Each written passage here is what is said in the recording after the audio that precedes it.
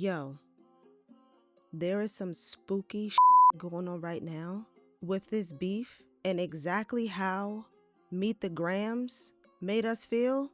In my next 2 videos, I'm about to blow y'all motherfuckers' minds. I promise you that. This is crazy. So, in order for me to start this off, I have to go over everything that Drake said, or just about everything that Drake said in Fighting Irish, so I can point out a couple key things and get y'all on track for what I'm about to let y'all know to put you on notice. And I swear to God, I am the only one that knows about this. So, buckle up and let's get started.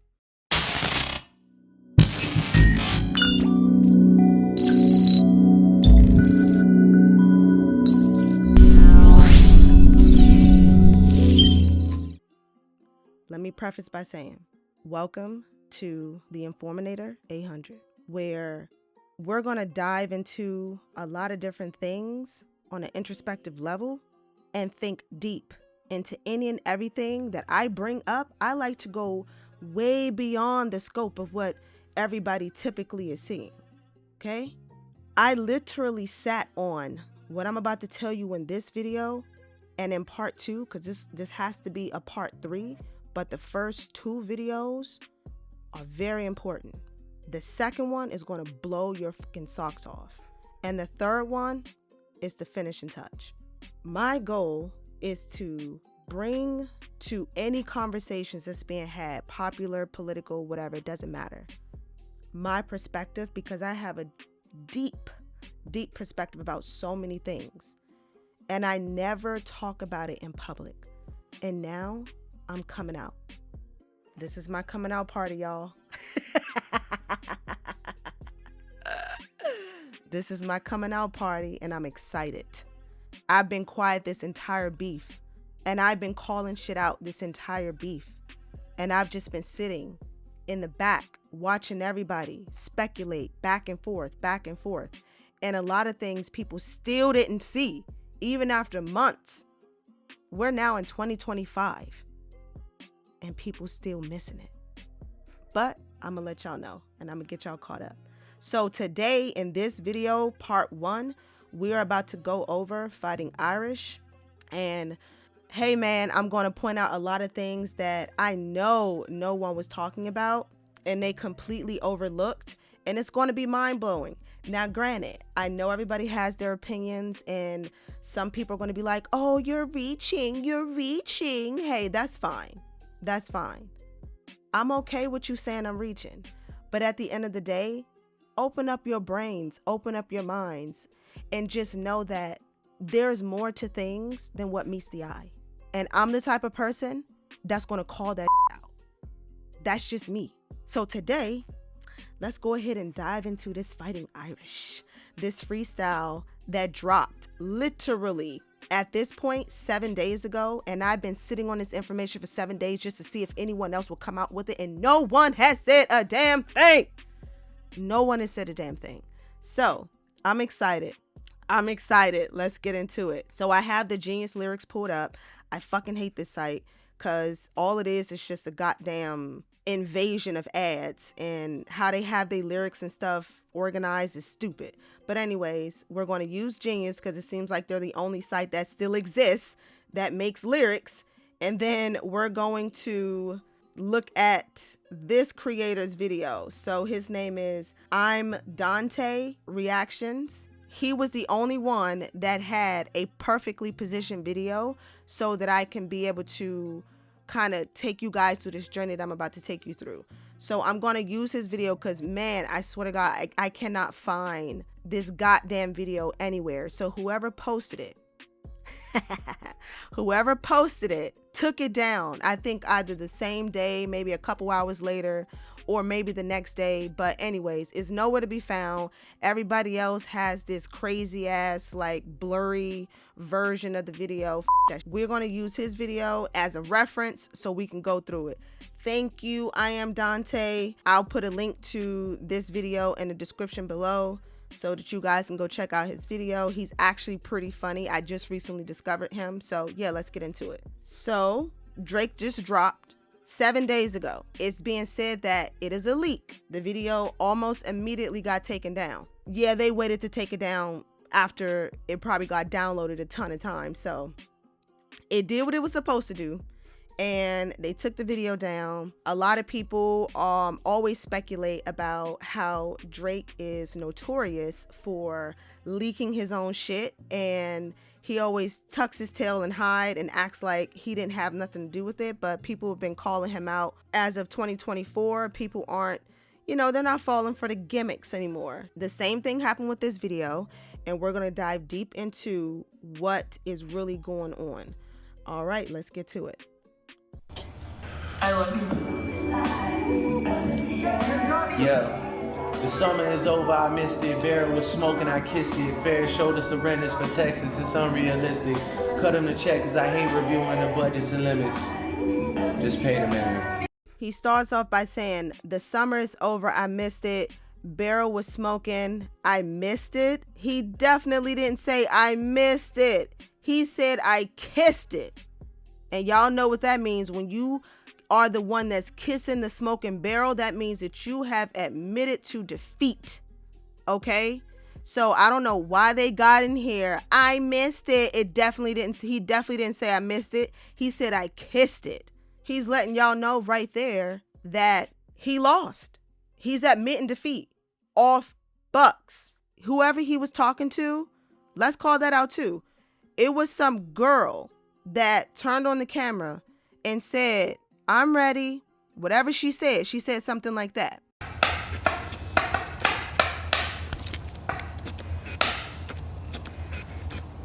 I'm recording.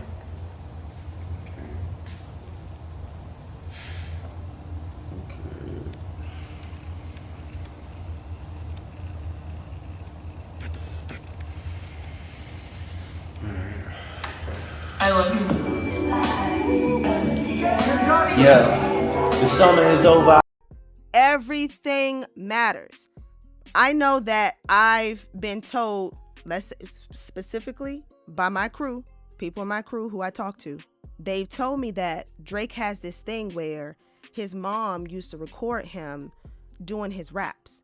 And I was like, oh, that's so cute. That's so cute. That's real cute. Mom is super supportive. Cool. But it became a thing that Drake used to do. And it became one of his signatures. Now, I personally have never, I don't think I've ever seen any of those videos, like the little home videos of him rapping, and his mom was recording him. But whoever that was filming him, let's put a stamp on that, because we don't know if that was his mom or if that was some random girl that was in the studio with him, or he got a fireplace in the background. He's clearly at either his house or he's at some vacation home. He's somewhere. He's inside of a house and he's clearly chilling. He's at a kitchen table and then he's doing his rap. All right. So whoever this chick is, put a pin in that. We're going to come back to that later. All right. So the next line, he says, Ferris showed us the renders for Texas. It's unrealistic. Cut him the check because I hate reviewing the budget and limits. He's just talking smack. I don't really think that it's too much to that, outside of him talking about himself, but then he's also relating it to a specific situation that he's had with another person. Honestly, this particular part is more relative to the fact that this entire song is, in my opinion, a complete love letter to LeBron and I ended up seeing that Jess Hilarious also said that it was a love letter as well, but I had already commented on another video saying that I think it's a love letter to LeBron James because he's hurt about the fact that LeBron kind of just honestly threw his ass to the curb.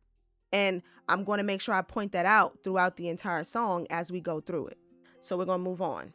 Just paid a man, the world fell in love with the gimmicks. Even my brothers got tickets. Seemed like they loved every minute. Just know this shit is personal to us and it wasn't just business. So that right there, he's specifically talking about the pop out. He's talking about the pop out concert.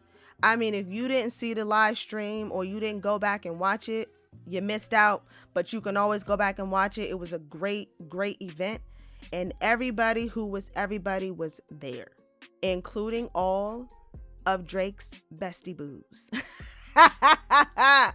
All of Drake's best friends, all of his brothers, everybody that he rides and dies with, right? Or at least we think he rides and dies with them, or at least he thought they rode and they were gonna die for him. But now that we know, shit ain't work out how he thought it would. Kendrick was telling him this whole time, if they say they love you, don't believe them. Did he not say that? He been warning this man this whole fucking time, but he ain't want to listen. And now look at him. He writing a sad story when it didn't even have to end like this. And honestly, he'd have been better off not saying shit. Let's move on. Analyzing behavioral patterns. It's somewhat suspicious. N-words. I'm going to say N-words because I'm going to try not to be that. I'm going to try not to be that person, okay? I'm going to say N-words. So, I'm going to say ninjas. I'm going to say ninjas. Ninjas was never happy for me when I run up the digits. I don't know what this guy talking about. Dude, you've only had support for the most part throughout your entire career. Like when they call you the golden boy, that's because it's real. Like the dude is mad delusional. And when I first listened to this, the first day it dropped, I was like, hold up. Not Drake. Drake? Drake? The nigga that got bodied by Pusha T? The nigga that hiding his kid from the world, but his world wouldn't hide from the kid? Why he lying? See, this is what happens when you raise your kids and you don't spank them, you don't discipline them, or you don't raise your voice at them. The first time you raise your voice at them, they have a complete meltdown because they're like, oh no, why are you yelling at me? Like kids will completely melt down. If you've never raised your voice at your kids and you do that shit the first time, they'll look at you like you're an alien and completely have a meltdown. That's exactly what that line felt to me when Drake said it. People wasn't happy for you. What are you talking about? Anyways, let's move on. Or as I'm breaking world records still as I guzzle a Guinness. Now that was good. I like that one. He talking about guzzling Guinnesses. All right. Well, how many Guinnesses have you gotten? And in what regard? You got to be clear about when people say stuff like that. It's like that was a sharp ass line, but at the end of the day, what type of records have you broken, dude? That's like in the Guinness Book of World Records. Because at this point, I know for sure Kendrick ass better be in the Guinness Book of World Records for this goddamn beef. Because he had us on a roller coaster. And the roller coaster hasn't even stopped. We're just waiting for this bitch to drop again. Because the Super Bowl right around the corner. And I want y'all to continue listening to the very end and watch part 2. Because like I said, I got some real deep shit that y'all ain't nobody talking about. Yeah, so I would like to know what different records that Drake has achieved that was put in the Guinness Book of World Records. But moving on. The world fell in love with the gimmicks. Even my brothers got tickets. Seemed like they loved every minute. Just know the shit is personal to us and it wasn't just business. Analyzing behavioral patterns is somewhat suspicious. Niggas was never happy for me when I run up the digits. Or when I'm breaking world records still as I guzzle a Guinness. Or when I get my fifth made back cause the color is different. Remember we traded watches. I gave you the Arabic dial. You gave me a numbered edition. You would even check up on my son like a pediatrician. Sure convinced the... Who is he talking about? So I love that line. You even used to check up on my son like a pediatrician. Hey, that was sharp, my brother. That was sharp. I like that one. A lot of people called it cheesy. I called that cheesy when I first heard it too because it was. And then when I found out and I dug a little bit deeper and I found out that, oh, the Arabic dial and the numbered edition were watches that him and LeBron had exchanged. And I'm like, oh yeah, for sure. Look at the name of the song. It's called Fighting Irish. What team did LeBron play for when he was in high school? I mean, come on, man. He ain't talking to nobody else but LeBron. This is literally a love letter to his brother, or a man who he looked at as his brother. I'll give him this. He did have a lot of double entendres, because there was a lot of things that had multiple meanings. And you could dig deeper and pull out more meanings for other things. And there are some things that I dug deep down and my brother even pointed out. And I'm like, nah, I can't say that. But I just might say it. I just might say it. Let's see how I feel as we go through it. But I got some juicy shit towards the middle that's probably going to blow y'all minds, because I'm sure no one has talked about it. And that's not even the kicker. But we're going to get there. All right, let's keep going. I gave you the Arabic dial, you gave me a numbered edition. You would even check up on my son like a pediatrician. Sure convinced the gang that shit was rooted in love when it isn't. Show me how different we are, there's blessings in juxtaposition. I guess now you boys gotta abandon your summer tradition. Cold shoulders I gave in the Hamptons, it come with the distance. Figure we was... So again, he talks about how he thought shit was rooted in love.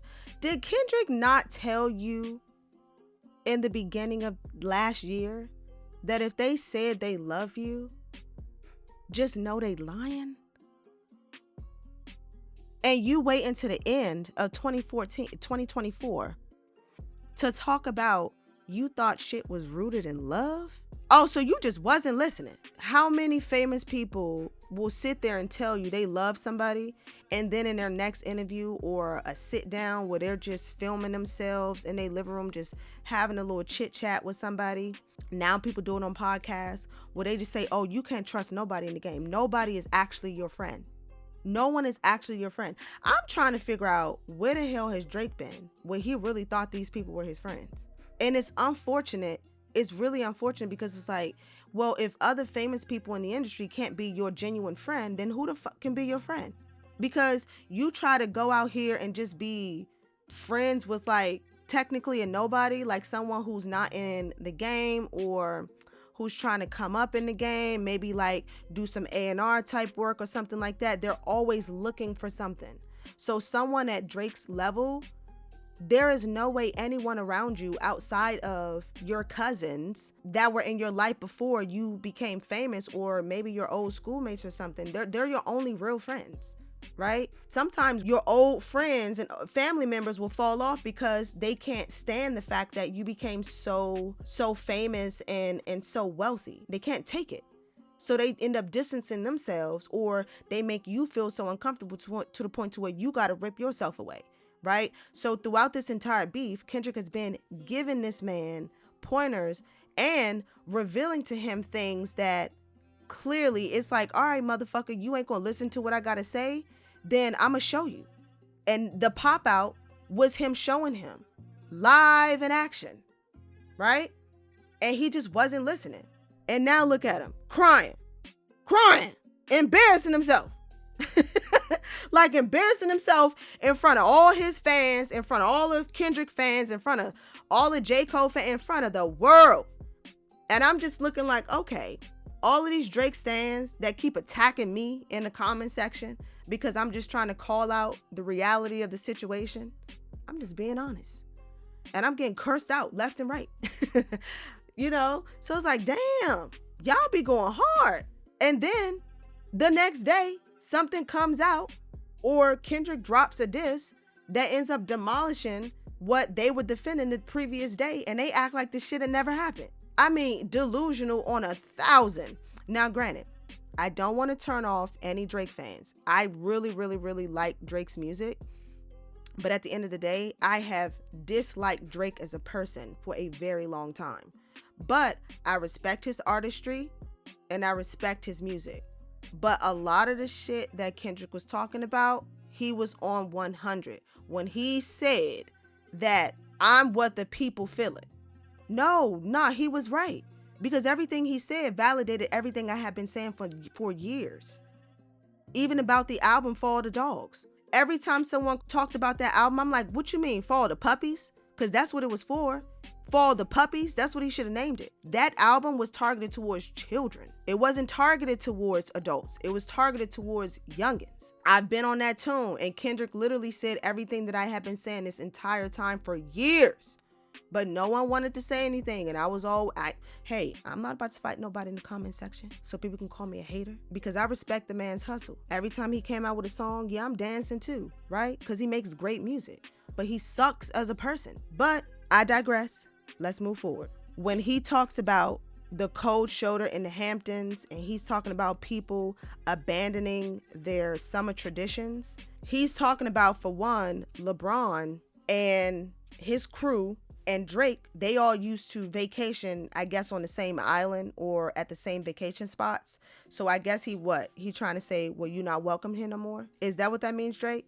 Because if it does, I mean, come on, man. I don't know how successful you're going to be with that. And then he talks about the cold shoulder in the Hamptons. Someone was gracious enough to explain what that meant. Someone was saying that when he was at the white party, he ended up giving the cold shoulder to a bunch of people, or a bunch of people was giving him the cold shoulder. Like, no one was really talking to him but Glorilla. And it's like, damn, if that was true, shout out to Glorilla. You know, us Leos, we don't really get into people's beefs. Like, we kind of stay on the outskirts. Because, you know, it's like, hey, if I'm not beefing with you as a person, then I'm cool. Right? But if I don't fuck with you, then I ain't talking to you. So Glorilla, she just like, hey, that ain't got nothing to do with me. Hey Drake. So it's like, that's just straight up Leo energy. We don't get into people's beefs. Like, if you beefing with somebody, that shit ain't got nothing to do with us. Yeah, they were saying like even him and Wayne didn't really speak to each other. That is weird. That's crazy to me. So, you know, he then goes in talking about us being close like ovens in kitchens. Like, sure, that's so cute. I was sadly mistaken. The loyalty wasn't a given. People tried to tell you, but you clearly wasn't listening. It was always gonna be close like ovens and kitchens. I was sadly mistaken. The loyalty wasn't a given. It's all good. And niggas cry the blues for you saying it wasn't malicious. Talking about we family, well, I'm not the cousin to visit. God forbid we ever gotta tarnish your public image. All that brother talk as if I really discovered a sibling. See, like, damn. Okay, so what solidified it for me that he was really, really, really talking to LeBron, like he just straight up talking to LeBron.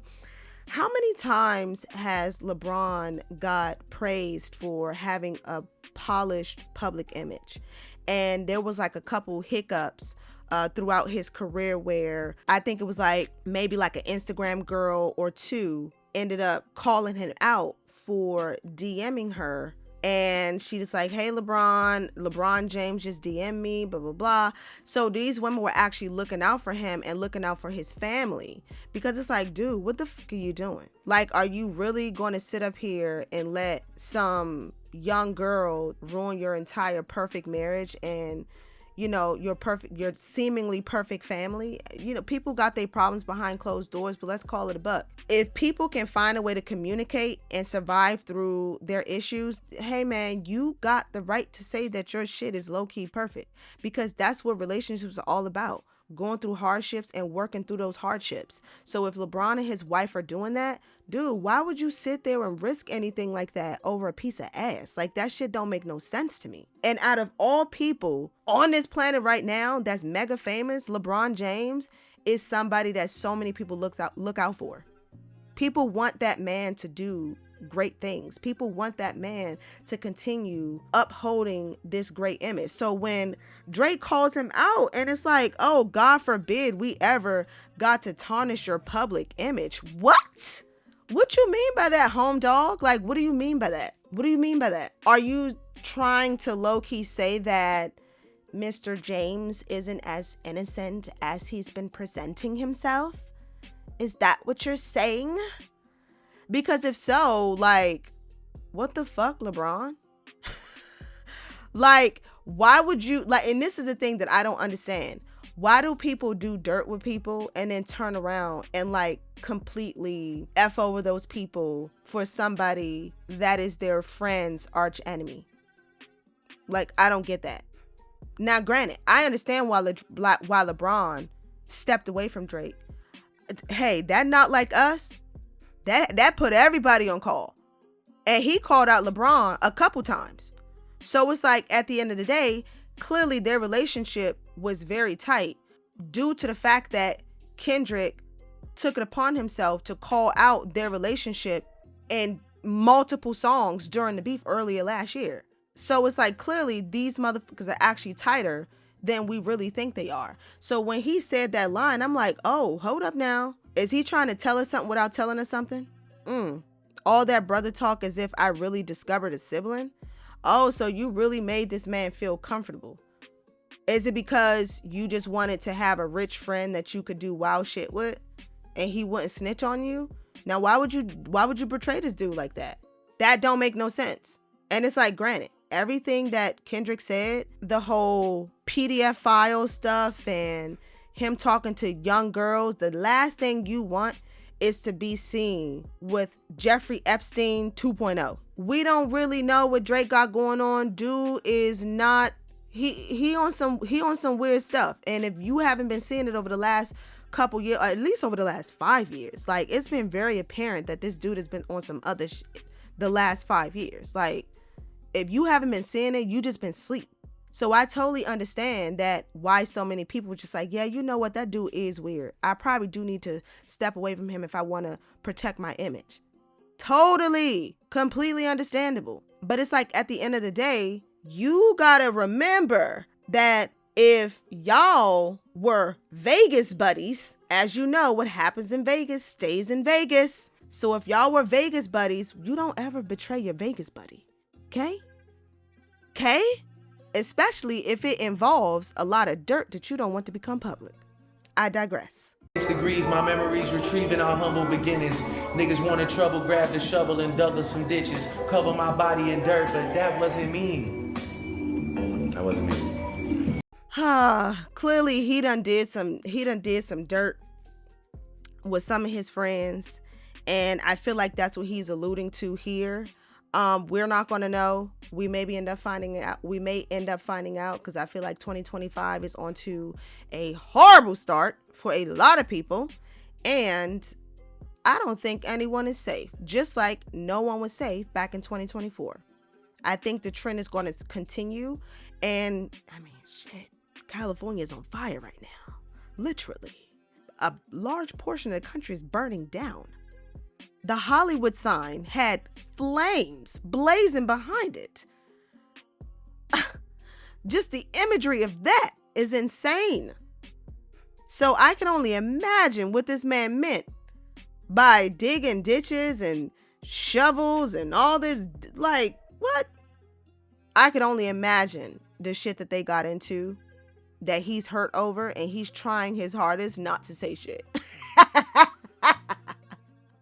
It's like, to me, it feels like, oh yeah, I'm just going to take the high road. I'm hurt and I'll never let you do this to me again. But you know what? You ain't even worth it. I'm going to take the high road. LeBron better hope that man take the high road. That's all I got to say. Moving on. That was a body double and we've done dozens of switches.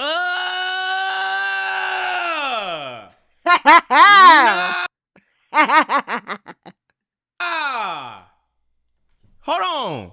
Really discovered a sibling. 6 degrees, my memories retrieving our humble beginnings. Niggas wanted trouble, grabbed the shovel and dug up some ditches. Cover my body in dirt, but that wasn't me. That wasn't me. Is this nigga saying he not done? Is this nigga saying he's not done? He better be done. Don't lie. To the grave? What are you saying here? And why was this so quickly deleted? No, hold on, bro. That was a body double and we've done dozens of switches. Niggas tried to light the front gate up, it wasn't for Christmas. I said a prayer. All right, so you already know the ninjas trying to light up the front gate. It wasn't for Christmas. We all know that was the shooting. The shooting that happened right after Not Like Us came out, and then they had his front gate ended up getting shot up, and one of his security guards ended up getting shot. I don't think the dude died. I think he actually survived, but he was in critical condition. So yeah, so that line was specifically for that. But all right, let's get to some juicy. Pay close attention. Pay close attention. Like the front gate up, it wasn't for Christmas. I said a prayer that morning for Sean, and it wasn't religious. It came from a place of desperation and utter submission. It's 2 Seans this man could be talking about, or 3. Either a Sean and his crew, which 9 times out of 10, why would he be talking about that Sean? Sean Carter or Sean P. Diddy Combs? And I think he's talking about Sean P. Diddy Combs. And I'm going to prove to you that he is talking to Sean P. Diddy Combs.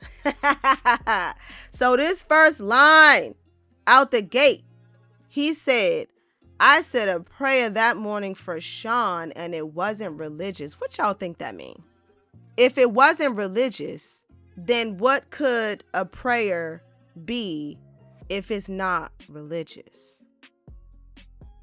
That means that you wishing on their downfall. That means that you're hating on them. That means that you're praising God that they're getting everything that they deserve. Hey, that was a bar right there. I said a prayer for so-and-so and it wasn't religious. I'll give him that, because every prayer is a religious prayer as long as it's done in good faith, right? But if you're out here doing prayers for people that's not religious, then that means that you praying on their downfall. I guess he got what he wanted. Or he's happy to see that this man is being brought to justice. But why? That's the question. Why? Let's continue. Rapping was over for now. It came like a sudden decision. I don't give a fuck about you snakes or these other musicians. Niggas started fucking with my family. I'm going to prison. And we all crashing out together. My brother's complicit. Who put a pipe bomb in your trunk? It was an exhibit. I'm trying to blow the doors off that bitch when you touch the ignition. Yo. Okay, so he pretty much just rapped this whole thing. So I wanted you to hear the whole thing before I stepped in and said something. All right, so let's go back to the top. We just talked about that he's clearly talking to P. Diddy Combs.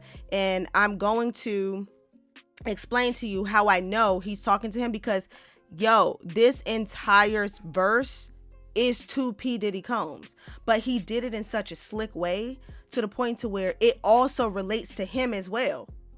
I 100% give him props for this verse because he did it so well. He did it so well. All right, so let's jump into it. So as I stated before, if you're not saying a prayer for someone that's religious, you're clearly saying the opposite of that. So religious prayers tend to be happy prayers that are for lifting up a person. But if it's the opposite of a religious prayer, then that means that I'm praying on your downfall. I'm praying for you to fail, right? So he's probably praying that whatever Diddy is going through, that he really gets what he deserves. But I wonder why. So let's continue. It came from a place of desperation and utter submission. What you mean by that, Drake? Huh? What do you mean by that, Drake? I have a hypothesis of what he could possibly mean by that. Came from a place of desperation and utter submission. All right, cool. Y'all remember when it was brought back up that Diddy slapped him out a couple years back? Just bitch smacked him? Yeah, when Kendrick brought that back up, I think in Euphoria, that was pretty embarrassing. And he also brought up the fact that he got peed on. So a lot of people started circulating those stories again during the beginning of the beef. And I'm sure that was extremely embarrassing for him. And it also bruised his ego, right? Rightfully so. Because it's like, who wants to get called out for something when they were kind of in a position in the game where they still were learning and trying to come up in the ranks, and they just didn't have the heart to be like that guy, that dude who stands up for himself. To be honest, he probably still don't stand up for himself. His crew probably stands up for him. But it's like coming from a place of desperation and utter submission. Yo, my brother ended up saying something to me that was like, what the fuck? fuck? I was a little taken aback. I'm like, well, it came from embarrassment and the fact that he feel like he had to submit to this man in that situation to protect himself. But then my brother ended up bringing up something, and I was like, yo, I don't know if I should say that, but I'm gonna say it. Don't beat me up, y'all, but I'm gonna say it. So y'all know everything that's going on with the whole Diddy situation, right? And how a lot of people have been being called out for being at these Diddy parties, and some people have been accused of actually sleeping with Diddy, and also some people have been accused of being taken advantage of by Diddy. So it's like it came from a place of desperation and utter submission. He could be fucked up by something that Diddy did to him or Diddy forced him to do in the beginning of his career. And it's all coming to the surface. I'm not going to make no speculations about what that could have been, because Diddy is a gross, disgusting guy, right? We all are at that same consensus after everything that we've witnessed and things that have been talked about that we still haven't gotten solid proof on. But I mean, the evidence seems thick, okay? But it is a possibility that Drake could have possibly been taken advantage of by Diddy in more ways than one. And the slapation of it all could possibly be something that came from something else. I'm just throwing it out there. I pray that Diddy never did anything to this man that would make him feel a certain way. But let's call it what it is. People called him out earlier last year about doing other things, the OV-ho, other vaginal option. Just saying, if this man is talking that deep in such a quick and concise way without really saying nothing, he's heartbroken, right? And you can tell he's heartbroken. But it's like, damn. And I really hope that it's not that much behind that line. And no one is talking about that. I know for sure no one's talking about that. But let's move on. Rapping was over for now. It came like a sudden decision. What was one of the biggest things that took place or that everyone was talking about when Diddy ended up getting arrested? Didn't it seem like the rap game just went silent? No one was talking. Even Joe was like, why the group chat silent? Like, it's radio silence. Ain't nobody saying nothing to nobody. No one's tweeting like that. Everybody's being conscious about what they're tweeting or what they're putting on social media. Everyone should look like they chilling out. Oh shit, did everybody go on vacation? So it just seemed like the rap game had like went silent when the whole Diddy accusations came out and he ended up getting locked up. Because once he got locked up and they revealed that those tapes were found, it did seem like an eerie amount of silence from the hip hop game. Now, granted, the YouTubers didn't shut up. The YouTubers and the people on social media got louder, but it seemed like the rap game got real conservative out of nowhere, right? But then on the flip side, what just happened to Drake? His entire career just went radio silent. Damn near all of last year after Not Like Us came out.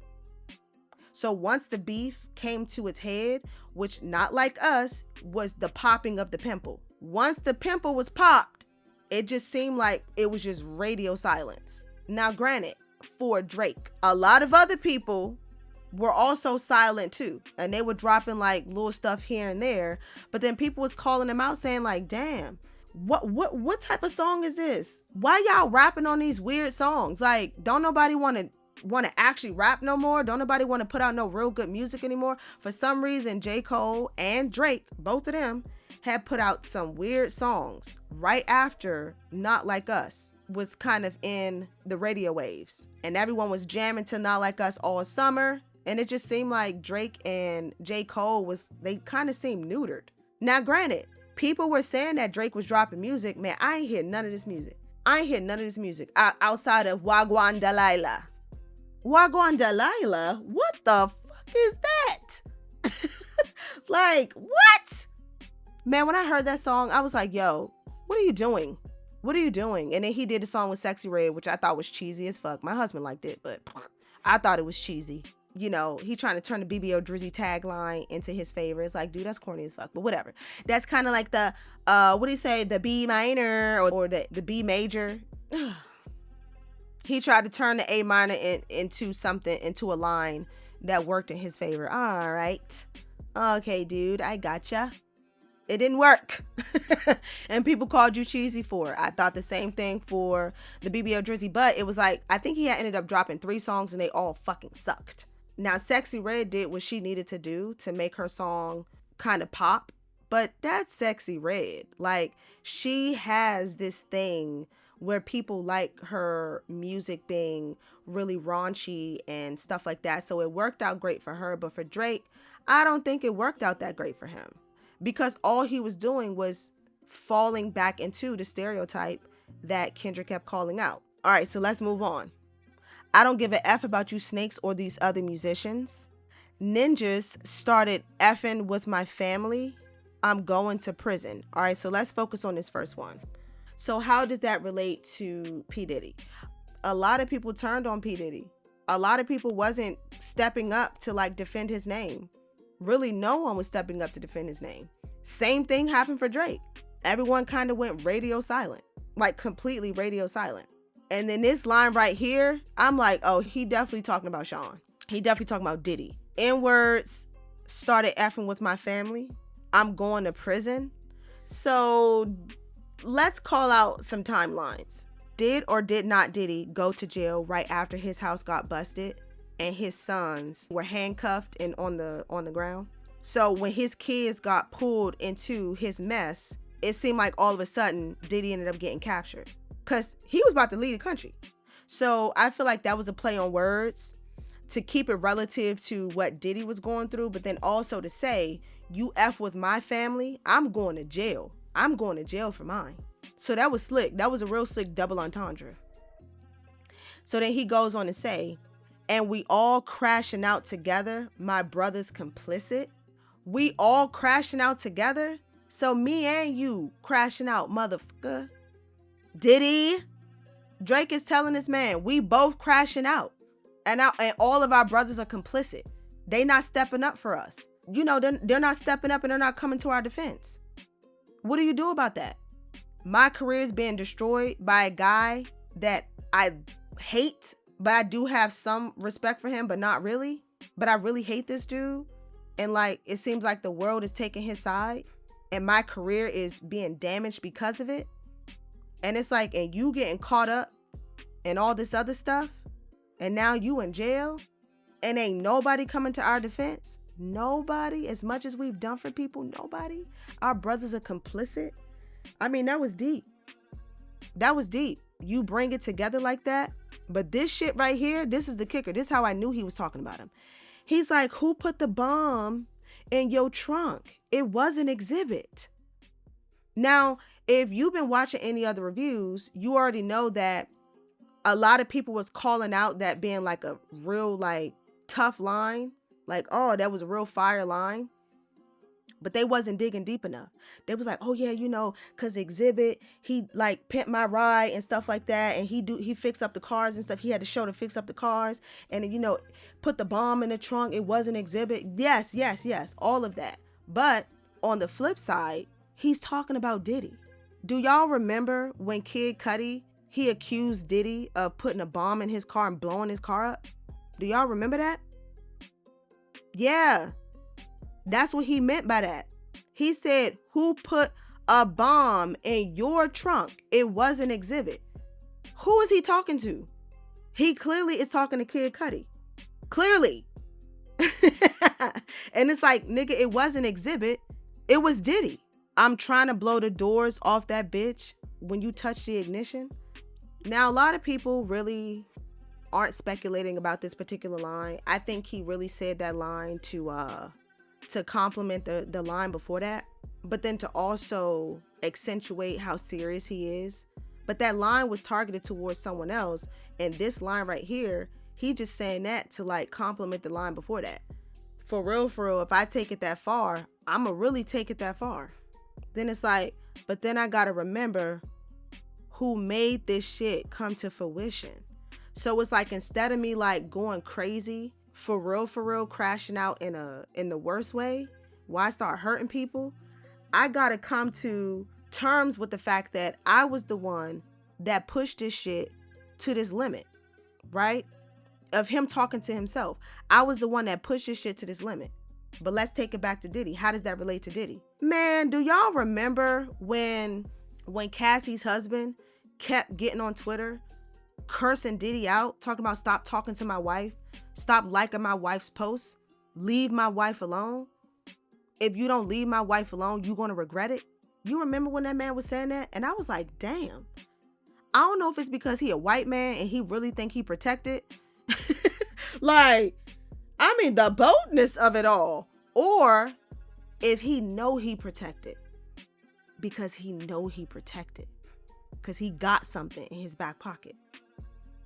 That man knew all along that he had an ace up his sleeve because of the footage that him and Cassie ended up giving and leaking to the world. He knew he had it. And he knew without a doubt, if anything were to go wrong and Diddy was to step to him in any type of way or try to harm him or his family, he got the ace card. And what ended up happening? Diddy ended up pushing that man to the point to where Cassie ended up filing a lawsuit and suing him because Cassie, I guarantee you, Cassie would have never said nothing if he would have just left her alone. But I can only imagine how much this man was still antagonizing her offline.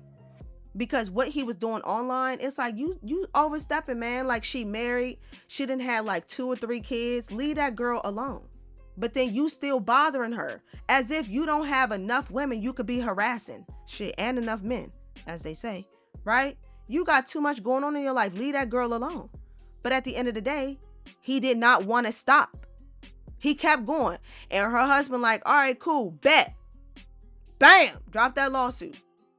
And then right after this stupid motherfucker ended up settling, which was damn near within 24 hours, the damn video ended up leaking. Because he tried to come out and say, oh, I don't know what she talking about. I ain't never did nothing, blah, blah, blah, blah. I'm innocent. Oh, okay, bitch, you still messing with my wife. All right, cool, we about to drop that tape. Go ahead and drop that tape. You made that shit come to fruition. Diddy, you are in jail because of you. You don't know when to stop. You don't know when to stop. If you would have left that girl alone, you would still be out here being a nuisance, terrorizing people behind closed doors. You would still be out here doing that. But because you just don't know when to quit, that's why your ass is in jail right now. And that's exactly what Drake is talking about. He's like, you know, I got to remember that the reason why I'm in this particular position right now, I done lost my brothers to this game, to this rap game. You know, Kendrick done got the world and children calling me a PDF file. You know, people can't trust, like, people don't want to do business with me. Like, I'm losing endorsements. I don't think he's losing endorsements, but he probably is. But it's like, you know, my arch enemy now is being touted as #1. He done got to the point to where people are saying he took my spot and people are counting me out. But I got to remember that I was the one that was taunting that man. And I brought him to the point of no return. And look at me now. Sad. And he's like, it was me. He's admitting it. It was me. I was the one that did it. So I can't really, you know, I can't really say nothing.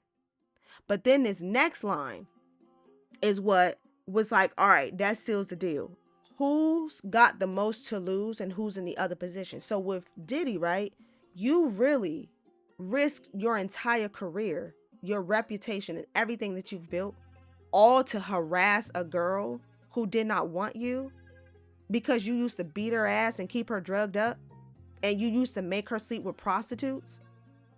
Like, you tormented that girl, and you allowed your ego to get in the way because you hated the fact that her husband was able to steal her from you because he used to work for you, and he technically rescued her from your grip and your grasp.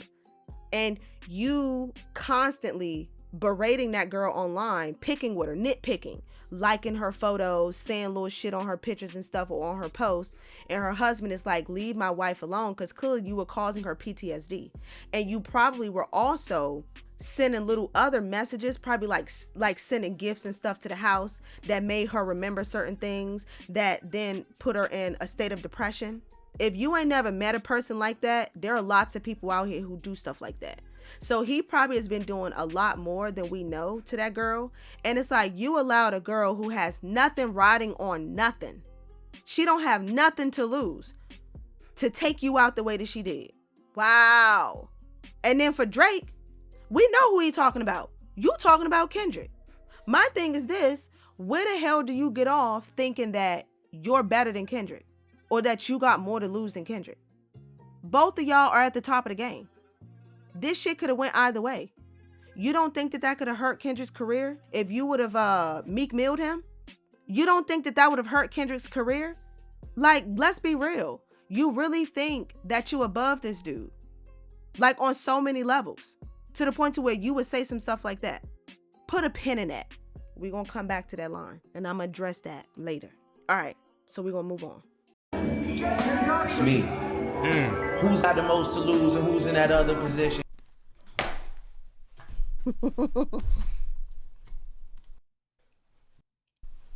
Damn! No. Super Bowl or not. Nigga! Who got the most to lose and who in that other position? Was an exhibit. I'm trying to blow the doors off that bitch when you touch the ignition. But then I gotta remember who made this shit come to fruition. It's me. It's us. Who's got the most to lose and who's in that other position? Signal conversations where I hope they got double encryption. I hate to see the empire crumble on judges' convictions. This nigga pulled a rabbit out the hat. So for this part, I'm gonna quickly jump into that. He's clearly talking to UMG. It's plain and clear. He's talking to UMG. So he calls out Signal, which is the encryption app that I think Mark Cuban owns. And this app is specifically for people who want to have private conversations that aren't recorded. So I think you can do voice messages. I think you can do video messages, and you can also do text messages, and they delete after a certain amount of time, but then they're double encrypted so that they never save. So this stuff never saves and people can't crack it and hack into your messages. So that's what that app is supposed to be. So that's why he said Signal conversations, well, I hope they got double encryption. So it's a play on words. He did real good with that. But that's what he's talking about. So I guess he's alluding to the fact that there are private conversations that has been going on, and he could be talking about conversations of the whole bots and them setting all of this stuff up, propping Kendrick up. And it's like, well, y'all had discussions about how y'all were going to go about this and sending messages to Spotify and all the other streaming services to boost Not Like Us. In so many words, he could possibly be alluding to the fact that he has the text messages already, and he's taunting them by saying, I hope you got double encryption, because I actually got the messages. So we don't know. Or he's saying, I'm going to find the messages. I hope y'all got the messages double encrypted, meaning they better be protected or I'm going to find them. So you got that. And then he goes into, I hate to see an empire crumble on judges' convictions. He ain't talking about himself. A lot of people were saying he was talking about himself. Even Genius going to sit up there and say he's alluding to this whole situation and him putting his career on the line over a lawsuit, and that crumbling his empire. Now that could be true. They didn't quite say it like that. I don't really want to look at their reference right now because I didn't really like how they wrote it. So UMG is a major record label. They've been around forever. And it's just like, I would hate to see y'all crumble over a judge's conviction, meaning me winning the lawsuit and taking y'all out, or at least hurting your company to the point to where you can't do the grimy business you've been doing for a long time. I.e. cough, the same shit they was doing for Drake, but he trying to sit up there act like they wasn't doing it for him. Like, come on, dude. Let's be real. And then, not to mention, when I played that line for my brother, he was like, but I could have swore they said that Drake was the highest streamed artist of 2024. And I'm like, if that's true, what the fuck are we even talking about? What are we talking about? So you still won the streaming game, but you are filing a lawsuit because Kendrick's song got streamed, but you still won the streaming game. So it's like, damn if you do, damn if you don't. When a motherfucker greedy, they greedy. It's like you give a person an inch, they take a mile. You share one cookie, they want the whole pack. Like, god damn, and they feel entitled to the whole pack. And it's like, hey dog, I just said you can have one cookie. You want my whole pack of cookies? At least are you gonna give me the money so I can go get some more? Nah. Them my cookies. I deserve them cookies. Them my cookies. Come on, yo. That shit crazy. But I digress. Moving on. I hate to see the empire crumble on judges' convictions. This nigga pulled a rabbit out the hat and y'all love a magician. It's funny to see you all rejoicing and hugging and kissing. What are we celebrating? I'll rent out the club at Edition. Nothing was the same with all you bitches and nothing's forgiven. But next...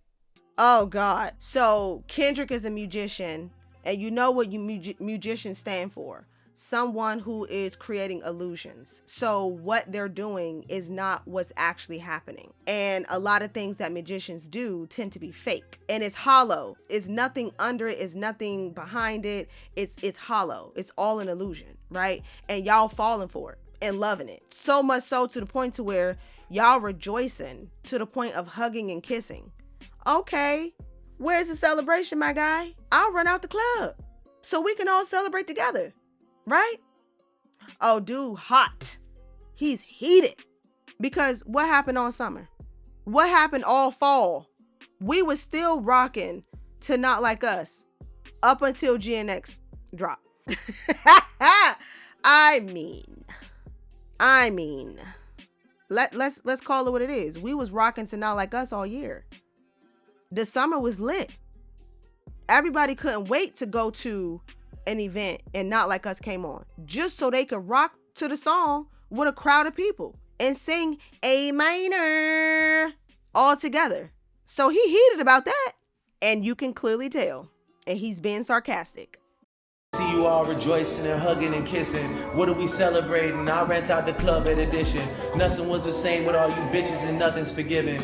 But next time, bury me in gold. My blood is Egyptian. This line right here, nothing was the same with all you itches and nothing's forgiven. He's like, man, I ain't forgiving y'all. Oh, y'all turned y'all back on me. I'm not forgiving y'all. F y'all. That's pretty much what he's saying right there. Bitches and nothing's forgiven. But next time, bury me in gold. My blood is Egyptian. The Dennis James come out when the vodka is flooding my system. But next time, bury me in gold. My blood is Egyptian. Dude, are you serious? You know Kendrick is all about ancestors. He's all about our Black history. He's all about the fact that we're kings and queens of the motherland. He's 9 times out of 10 a Pan-African. Like, he probably believes and practices Pan-Africanism, which he should, right? I mean, honestly, all of us should, because Pan-Africanism means that you believe in the uniting of all Black people across the entire globe, no matter where you come from, no matter what your background is. And Kendrick is all about that. I mean, look at the Black Panther. Oh my God. The Black Panther soundtrack, gold. Absolute gold. Chef's kisses, right? Makes me cry every time I listen to it. In a good way. To say, bury you in gold, my blood is Egyptian. Are you serious, dude? Okay, so for him to be saying his blood is Egyptian, he's clearly alluding to the fact that he's Jewish because of the Jewish ties to Egypt. But then you also have to take into account how Kendrick is always talking about his royal blood, right? And being connected to the ancestors and being connected to royalty. He's called out Egypt in all different types of ways, right? He's called out a lot of our Black ancestry and history from Africa. So he's trying to play on this pro-African, like, miss me, cry me a river, miss me with that. At the end of the day, if anything, your folks was a part of the Roman Empire, if anything, right? And it's like, I'm not going to get a part of that because there were multiple empires in Egypt. So we're not talking about the original Egyptians. We're talking about everybody that came over and conquered Egypt. So for thousands of years, there were so many different pharaohs, and those pharaohs came from different lands. And the Roman Empire ruled Egypt, I think, for like 2,000 years or some crazy like that. It's a lot that goes deep into that line, but you can tell it's a dig at Kendrick and him always propping up his black ancestry. Because it's like, I think in Euphoria or one of the diss songs, he talked about us building the pyramids, or him. Yeah, I think he talked about him building the pyramids or us building the pyramids. I can't remember. I got to go back. But he did mention the pyramids in one of his previous songs. So he's always talking about that. Let's move on. The Dennis James come out when the vodka is flooding my system. I don't have a drinking problem. I got a subtle addiction. I got my father's habits and I got my mother's permission. My dad. Like, is he addressing Meet the Grams? He's totally addressing Meet the Grams. The last end of this verse is strictly aimed completely at Kendrick. Let me break it down like this. The first verse, so it's 3 different verses. Let's see. Yes, so it's 3 different verses. The first verse was specifically aimed at him talking directly to LeBron. The second verse was him talking to Diddy. And then the third verse is him talking directly to Kendrick. But he's dissing all 3 of them throughout the entire song. And then this last one is specifically directly addressing everything regarding the songs that Kendrick dropped. Because this last part of this verse, this second half of the verse, he's clearly addressing stuff in Meet the Gram. Like, dude, we don't care. We know that's your daddy. No one said he wasn't your father, right? And you're admitting to being just like this man. The Dennis James comes out when the vodka is flooding my system. So you turn into your dad when you're drunk. Is that a good or a bad thing? Because last I checked, if you go back to Meet the Grams, that's not a good thing. I don't know if you should be admitting to that. I'm not sure if you should be submitting to what was said in that song, right? But clearly you are. To then go on and continue adding insult to injury. I don't have a drinking problem. I got a subtle addiction. To what? What do you have an addiction to? Don't let Kendrick tell us what you got an addiction to. Because we know what he gonna say. But what you got an addiction to? Why would you even say that? That don't even make no sense. If you're trying to clear your name, why are you saying shit like this?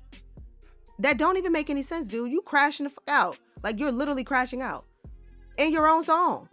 Like, okay, if it was just a love letter and you just trying to, talk your shit or whatever, but you literally admitting to everything this man said about you.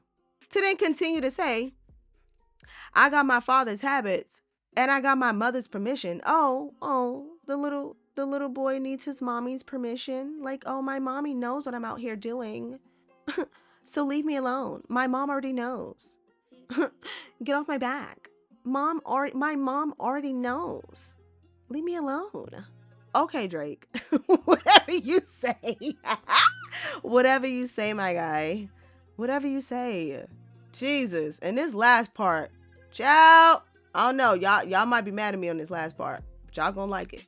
I got my father's habits and I got my mother's permission. My dad has another child. I told him that wasn't my sister. Grew up with dozens of Jews, churches with dozens of Christians. Also developed a deep respect for the Muslim religion. I'm staring at my daddy while y'all tell me I wasn't that nigga. Child, okay. You think you funny? So literally he's talking directly to the Meet the Grams diss track. This whole verse, he's specifically talking to the Meet the Grams diss track. My daddy has another child. I told him that wasn't my sister. One of 2 things, my guy. You are either a terrible fucking human being for accepting men who are not even blood related to you as your brothers, but your dad told you got a sister and you're like, nah, fuck that bitch. That ain't my sister. So you ain't even claiming your own blood sister, and your dad told you that was your sister? Are you serious, dude? So you ain't gonna claim your own sister, but you claiming all these motherfuckers who ain't even kin to you blood-wise, and they gave up on your ass as soon as a beef got too hot? You are the effed up individual, or sir, you're speaking from Adonis's point of view. Which one is it? So are you trying to say I don't have another daughter without saying you don't have another daughter? Or I don't have a daughter? and you're trying to play on words and act like you're speaking from your dad's perspective or from your personal perspective. Like, are you speaking from Aubrey or are you speaking from Adonis's standpoint? Which one is it? Either way, you messed up. If we're going to say this is from Adonis's standpoint, he's saying, oh, my dad Drake has another child. I told him that wasn't my sister. Why would you even say that if you were speaking from your son's standpoint? Because that would also make your son an effed up person too, right? No, would it not? Because he don't know what his daddy out here doing. But that's kind of like a way for you to say, that's not my child. I don't know what y'all talking about. I don't have a daughter. Get out of here. You think you was slick. You ain't slick. I caught it. And it's like grew up with dozens of Jews, churches with dozens of Christians. So I guess he trying to make it seem like he grew up with both his mom and his dad's side, because black people are predominantly Christian and we know that his mom was Jewish. So he's trying to allude and say that his daddy was in his life, and you're not going to try to tell the world that my dad wasn't in my life. Well, we don't know that. When stuff first popped off in your career, I could have swore that you have reunited recently with your father in the beginning of your career, like after you became Drake. Like once you became Drake, I thought that that's when you united with your dad. Now you may have known your father, but he was inactive. I mean, did he not make music talking about that? Correct me if I'm wrong. I digress. Also developed a deep respect for the Muslim religion. His dad is Muslim, right? So he's really trying to dive deep into the fact that his dad was in his life, and y'all not going to sit up there and try to make him seem like he was fatherless growing up. I'm staring at my daddy while y'all telling me I wasn't that N-word. Drake, we know you're black, dude, but do you know that you're black? That's the question. We know that you're black. We accept you as black, but do you accept yourself, son, as black? That's the question. That's the question. I digress. So let's get into some juicy shit where I'm really about to freak y'all out a little bit. So I'm going to say something that in the next video, I'm going to walk you through everything and your minds will be blown. Kendrick already responded to Drake, and no one even knows. No one even knows. And I'm about to prove it to you right now. Kendrick literally already responded to this man. And as I'm saying it to you right now, my heart is pounding because of how crazy this shit is. Now that we're done with Fighting Irish, let me get this off my screen. We don't need it anymore, but let's go back. Let's go back here. Let's look closely at what's going on in the actual video. So, as we know, throughout this entire beef, there has been something that has been extremely consistent: visuals. And specifically with Kendrick Lamar, this man has always let us know that he knew what he knew because he had evidence. And I'm about to say something right now that's going to fuck your head up. Kendrick Lamar leaked this diss track. And I'm about to prove it to you right now. What's this right here? This object right here. I don't know if you can see my cursor, but this object right here, right above the TV, right in the middle, that's an Alexa speaker, right? Yeah. Who sponsored the Pop Out concert? Alexa, right? Oh, okay. What's this? Let's go back here real quick. Let's go back here. What? Look at that. EXT stereo. This a old like tube TV. The fat ones, the ones that we used to have back in the day, like the 90s and the early 2000s, like the fat TVs before we got the flat screen TVs. Ain't this a TV? Ask yourself a question. All right, so what's this right here? That little dot, that little red dot at the bottom of the TV. What did that dot used to represent back when we used to use these TVs? You were recording something or the TV was on. But typically, the TV would have a different like a different color, but this red dot symbolizes something was being recorded. I wonder what they were recording. Maybe this video? I wonder. I don't know what the hell this is at the top and what's on the other side, but it's some retro stuff. It's some throwback stuff. But because I can barely see it, it's a living room. You're in a dark living room with a TV, an old TV. Why is Drake's song being televised on a TV? Why is Drake's video on a TV screen? I don't know. Let's see. Maybe because, let me see if I can zoom in real quick. Because we got to see this. Let's zoom in real quick. Listen real closely. The Dennis James come out when the vodka is flooding my system. I don't have a drinking problem, I got a subtle addiction. I got my father's habits and I got my mother's permission. My dad has another child, I told him that wasn't my sister. Grew up with dozens of Jews, churches with dozens of Christians. Also developed a deep respect for the Muslim religion. I'm staring at my daddy while y'all tell me I wasn't that nigga. That's fucking crazy.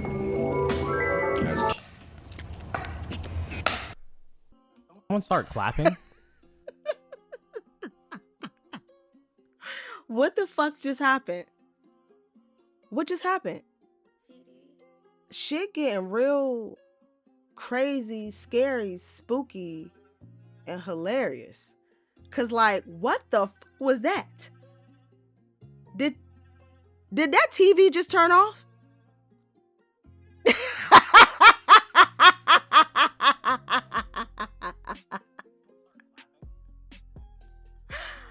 Oh shit.